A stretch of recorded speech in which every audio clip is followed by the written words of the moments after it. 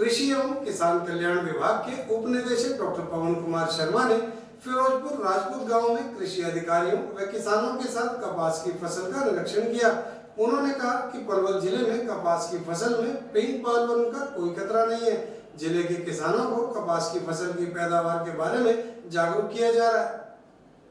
कृषि उप निदेशक डॉक्टर पवन कुमार शर्मा ने कहा कि किसान धान की फसल की कटाई के बाद फसल अवशेषों को न जलाएं। उन्होंने कहा कि फसल अवशेष प्रबंधन के तहत जिन किसानों ने धान की रजिस्ट्रेशन मेरी फसल मेरा ब्यौरा पोर्टल पर करवाए हैं, योजना के अनुसार 1000 रुपये प्रति एकड़ के हिसाब से किसान को मिलेंगे। उन्होंने कहा कि कपास, धान व बाजरा की फसल से संबंधित कोई भी जानकारी किसान कृषि विभाग के कार्यालय में कृषि अधिकारियों से संपर्क कर प्राप्त कर सकते हैं। सिलेक्टेड जो फार्मर थे उनके फील्ड की इंस्पेक्शन थी, उनका फील्ड देखना था कि फील्ड में कोई दिक्कत तो नहीं है। और जैसा आपको पता है कि अब कपास के लिए पीक टाइम चल रहा है, जिसमें पिंक बोलवर्म या और जो भी बीमारी है उसकी रोकथाम के लिए किसानों के बड़े क्वेश्चन थे। और पिछले साल के डर से लोग डरे हुए थे, उसके मुकाबले में हमारे इस गांव में इस बार कपास कम भी लगी है, लेकिन इस बार पिंक बोलवर्म का अटैक यहाँ पे नहीं है।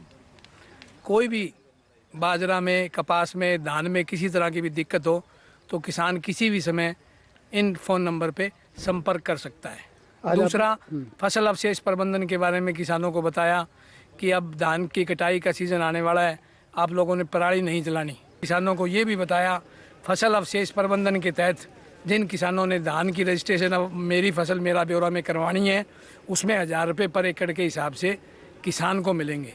इसमें हमारे इफ़को के रीजनल मैनेजर, प्रबंधक और हमारे जो भूतपूर्व हमारे एसएमएस थे डॉक्टर मलिक, इन्होंने भी किसानों को दिशा निर्देश दिए, किसानों को जागरूक किया। कृषि विशेषज्ञ डॉक्टर महावीर मलिक ने बताया कि किसान फसलों में अंधाधुंध रासायनिक खादों का प्रयोग न करें। उन्होंने कहा कि कपास की फसल में कीटों की संख्या ना के बराबर है, इसलिए दवाइयों का छिड़काव अभी ना करें। मित्र को बचाने के लिए कृषि वैज्ञानिकों की सलाह अवश्य लें। उन्होंने कहा कि कपास की फसल में टिड्डे आने शुरू हो गए हैं। उन्होंने किसानों से अपील करते हुए कहा है कि 5 किलो यूरिया 200 लीटर पानी में मिलाकर छिड़काव करें। ऐसा करने से टिड्डे बड़े होंगे और कपास भी अधिक होगी। हाँ, कपास के खेत में किसान भी अब मौजूद थे तो उन्हें बताया कि किसान अंधाधुंध दवाइयों का इस्तेमाल न करें। अब खेत में देखने से पता चला कि जैसिड, थ्रिप्स या दूसरे कीट फसल में न के बराबर हैं।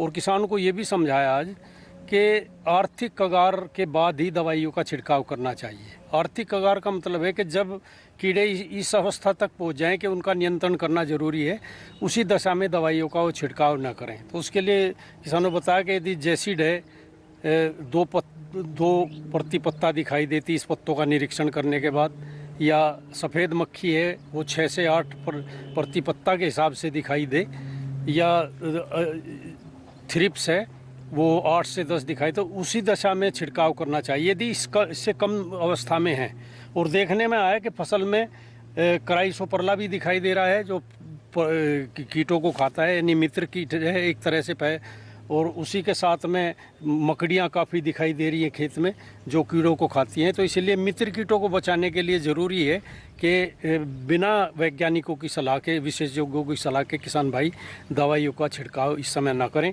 इस समय इस अवस्था में क्योंकि फसल के ऊपर टिंडे आए हुए हैं और टिंडा ठीक से खिले तो किसान भाई यदि नीचे पानी की कमी की वजह से यूरिया नहीं दे पाया है तो 2-2.5% यानी 5 किलो यूरिया 200 लीटर पानी मिलाकर इस समय छिड़काव कर दे तो उससे टिंडे बड़े भी होंगे और कपास भी बहुत अच्छी खिलेगी। और किसान रतिराम ने बताया कि कृषि विज्ञान के अधिकारियों ने कपास की फसल का निरीक्षण किया।